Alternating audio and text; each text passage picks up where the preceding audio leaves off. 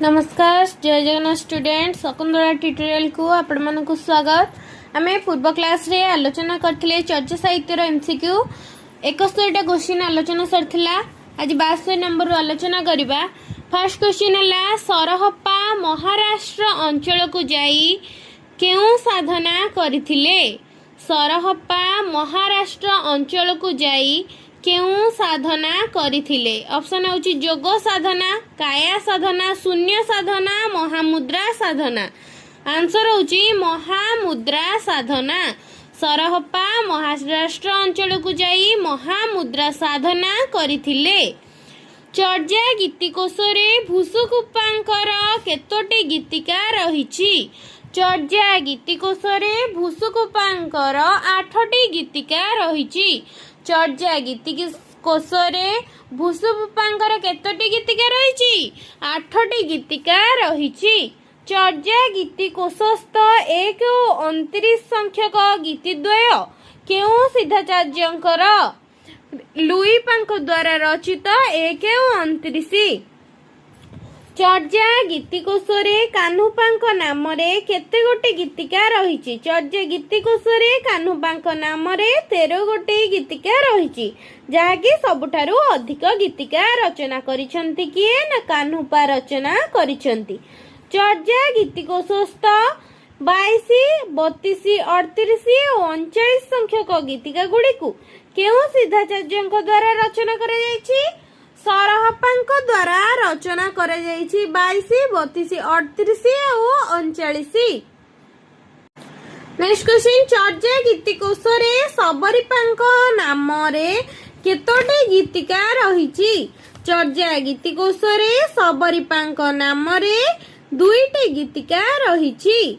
चर्या कोशस्थ 15, 16 संख्यक गीतिका द्वय केउ सिद्धाचार्यंक द्वारा रचित। चर्या गीतिकोशस्थ 15 और 16 संख्यक गीतिका द्वय शांतिपांक द्वारा रचित। चर्या गीतिकोश रे दारिकप्पा सिद्धाचार्यंकर केतोटी गीतिका रहिछि। चर्या गीतिकोश रे दारिपांक द्वारा गोटे गीतिका रहिछि। दारिकप्पांक द्वारा केतोटी गीतिका रहिछि? गोटे गीतिका रहिछि। तांत्रिक बौद्ध धर्मर पृष्ठपोषक किए थिले? तांत्रिक बौद्ध धर्मर पृष्ठपोषक हेउचंती सरहप्पा। तांत्रिक बौद्ध धर्मर पृष्ठपोषक किए थिले? तांत्रिक बौद्ध धर्मर पृष्ठपोषक थिले सरहप्पा। नेक्स्ट क्वेश्चन हला किए लिखिचंती एटाकू ना का तरुवर पंचवी डाल चंचल चिए पैठा काल दीढ़ करी महासु परिमाण लुई भणई गुरु पुछि अजाण। एटा किए लिखिचंती? एहार वाक्यांश रे मध्य गुरुंकर नाम अछि, तेणु करी एहा लुईपा लिखिचंती। नेक्स्ट क्वेश्चन ऊंचा ऊंचा पावत तही बसई सबरी बाली मोरंगी पिछ परहीन सबरी गीबत गुंजरी माली। एटा किए लिखिचंती ना सबरी पा लिखिचंती। नेक्स्ट क्वेश्चन लिखबा सळ समाहिय काहि करियई सुख दुखेत निश्चित मरियई। किए लिखिचंती? लुई पार लिखिचंती। उमत सबर पागल सबर मा कर गुली गुहारी तोहरी इणिय घरणी नामे सहज सुंदरी। कार रचना? एटा होची सबरीपांक रचना अटे। काहेर किस भणिमयी दिबी परीक्षा भदक चंद जिम साचन मिच्छा। काହାର रचना? लुईपांकर रचना। आलिए कालिए बाट रुंधिले ता देखि कान्हू विमन उइले। काହାର रचना? कान्हुपांक रचना। उमत सबरो गरुआ सबरो रोसे गिरिबर सिंहर संधि पैसंते सबर लोडिब कैसे। उमत सबरा गरुआ रोसे गिरिबर सिंहर संधि पैसंते सबर लोडिब कैसे। एही पदटी केउ सिद्धाचार्यंक रचना? सबरीपांक रचना। नगर बाहरे डोंबी तोहरी कुड़िया छोई छोई चाही से ब्राह्मण आड़िया। कार रचना? कान्हुपांक रचना।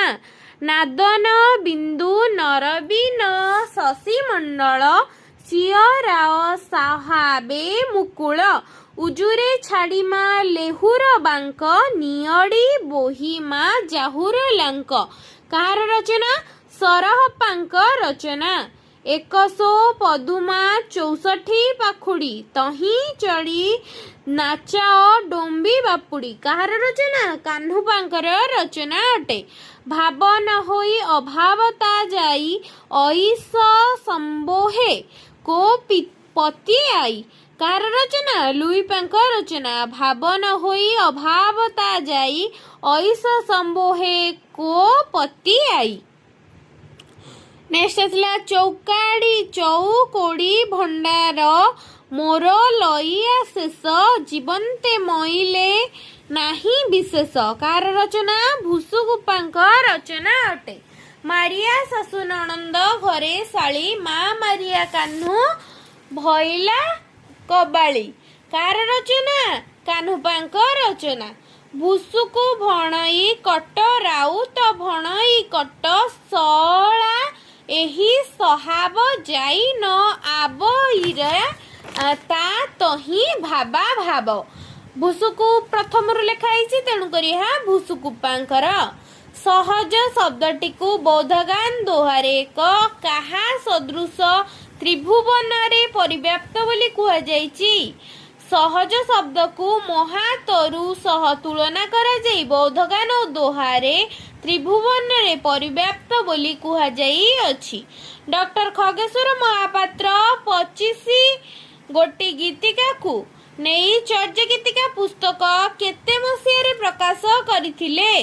ଡକ୍ଟର ଖଗେଶ୍ୱର ମହାପାତ୍ର 25 ଗୋଟି ଗୀତିକାକୁ ନେଇ ଚର୍ଯ୍ୟ ଗୀତିକା ପୁସ୍ତକ 1965 ମସିହାରେ ପ୍ରକାଶିତ କରିଥିଲେ। ଭାଷା ତତ୍ତ୍ୱବିତ୍ ଡକ୍ଟର ସୁକୁମାର ସେନଙ୍କର ଚର୍ଯ୍ୟଗୀତି ପଦାବଳୀ ପୁସ୍ତକ କେତେ ମସିହାରେ ପ୍ରକାଶିତ? ଭାଷା ତତ୍ତ୍ୱବିତ୍ ଡକ୍ଟର ସୁକୁମାର ସେନଙ୍କର ଚର୍ଯ୍ୟଗୀତି ପଦାବଳୀ ପୁସ୍ତକ 1956 ମସିହାରେ ପ୍ରକାଶିତ। ସୁଭାଷିତ ସଂଗ୍ରହ ପୁସ୍ତକରେ ଦୋହା କୋଷ ଗୁଡ଼ିକ ଭାଷା ଏକ ପ୍ରାଚୀନ ଅପଭ୍ରଂଶ ଭାଷା ବୋଲି କିଏ ମତ ଦେଇଛନ୍ତି? ସୁଭାଷିତ ସଂଗ୍ରହ ପୁସ୍ତକରେ ଦୋହା କୋଷ ଗୁଡ଼ିକର ଭାଷା ଏକ ପ୍ରାଚୀନ ଅପଭ୍ରଂଶ ଭାଷା ବୋଲି ବୌଦ୍ଧ ପଣ୍ଡିତ ସିସିଲ୍ ବେଣ୍ଡେଲ ମତବ୍ୟକ୍ତ କରିଛନ୍ତି। କେଉଁ ଗ୍ରନ୍ଥକାର ଚର୍ଯ୍ୟାଚର୍ଯ୍ୟ ବିନିଶ୍ଚୟ ଗ୍ରନ୍ଥଟିର ନାମକୁ ଆଶ୍ଚର୍ଯ୍ୟ ଚର୍ଯ୍ୟାଚୟ ନାମକରଣ କରିଛନ୍ତି? ପଣ୍ଡିତ ବିଧୁଶେଖର ଭଟ୍ଟାଚାର୍ଯ୍ୟ ଚର୍ଯ୍ୟାଚର୍ଯ୍ୟ ବିନିଶ୍ଚୟକୁ ଆଶ୍ଚର୍ଯ୍ୟ ଚର୍ଯ୍ୟାଚୟ ବୋଲି ମତବ୍ୟକ୍ତ କରିଛନ୍ତି। କିଏ ଚର୍ଯ୍ୟଗୀତିକା ସଂଗ୍ରହ ପୋଥିର ବିଭିନ୍ନ ନାମଦ୍ୱୟକୁ ସଂଯୁକ୍ତ କରି ଚର୍ଯ୍ୟାଚର୍ଯ୍ୟ ବିନିଶ୍ଚୟ କରିଛନ୍ତି? ଡକ୍ଟର ପ୍ରବୋଧଚନ୍ଦ୍ର ବାଗଚି ଚର୍ଯ୍ୟଗୀତିକା ସଂଗ୍ରହ ପୋଥିର ଭିନ୍ନ ନାମଦ୍ୱୟକୁ ସଂଯୁକ୍ତ କରି ଚର୍ଯ୍ୟାଚର୍ଯ୍ୟ ବିନିଶ୍ଚୟ କରିଛନ୍ତି। 1923 ମସିହାରେ ପ୍ରକାଶିତ origin and development of Bengali language ପୁସ୍ତକର ଚର୍ଯ୍ୟଗୀତିକାରେ ଭାଷା ସମ୍ବନ୍ଧରେ ଏବଂ ଗୀତିକାର ମାନଙ୍କ ସମୟ ନିରୂପଣ କରିଛନ୍ତି। କେଉଁ ସମୟ? ଡକ୍ଟର ସୁନୀତ କୁମାର ଚାଟାର୍ଜୀ 1923 ମସିହାରେ ପ୍ରକାଶିତ origin and development of Bengali language ପୁସ୍ତକରେ ଚର୍ଯ୍ୟଗୀତିକା ଭାଷା ସମ୍ବନ୍ଧରେ ଏବଂ ଗୀତିକାର ମାନଙ୍କ ସମୟ ନିରୂପଣ କରିଛନ୍ତି।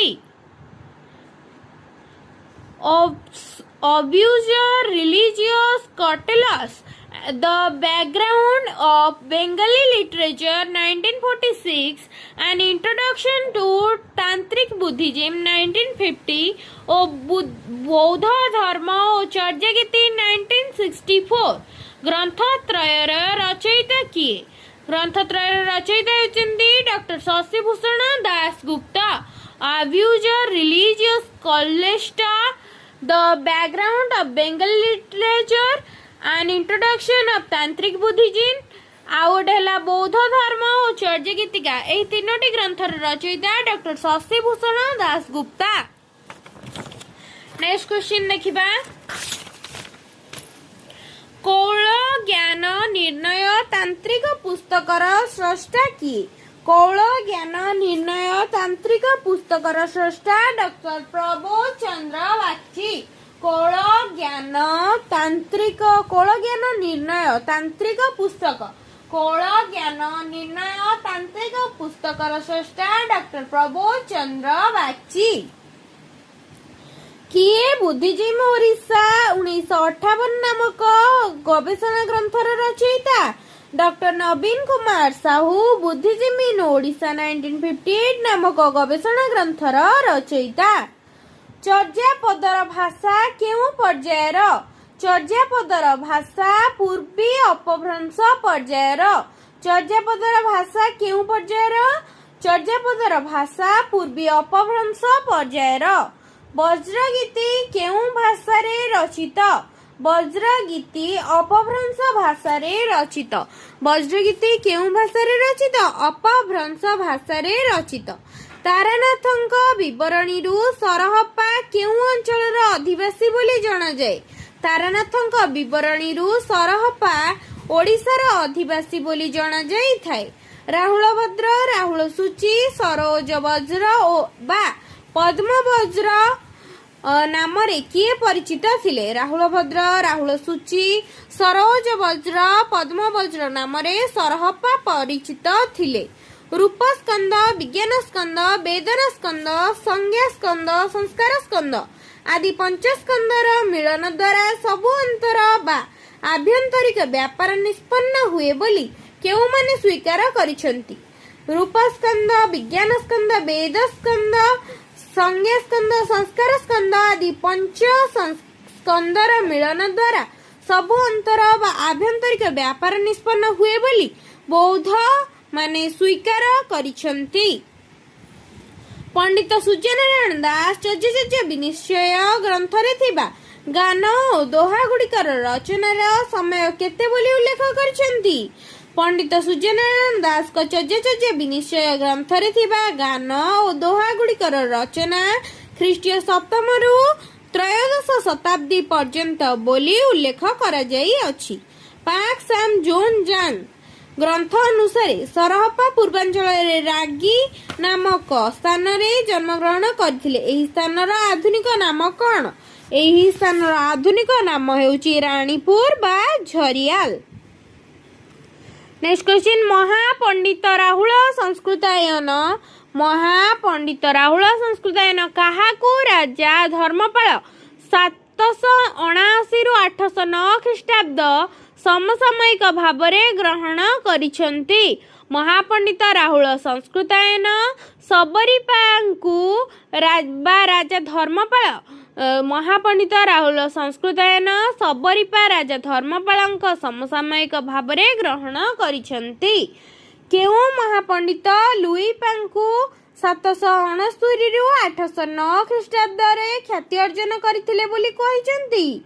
ରାହୁଳ ସଂସ୍କୃତାୟନ ମହାପଣ୍ଡିତ ଲୁଇପାଙ୍କୁ 769 ରୁ 809 ଖ୍ରୀଷ୍ଟାବ୍ଦରେ ଖ୍ୟାତି ଅର୍ଜନ କରିଥିଲେ ବୋଲି କହିଛନ୍ତି। ଶେକ ପ୍ରକ୍ରିୟାବୃତ୍ତି ନାମକ ଗ୍ରନ୍ଥର ରଚୟିତା କେଉଁ ସିଦ୍ଧାଚାର୍ଯ୍ୟ? ଶେକ ପ୍ରକ୍ରିୟାବୃତ୍ତି ନାମକ ଗ୍ରନ୍ଥର ରଚୟିତା ଦାରିକପା ଅଟନ୍ତି।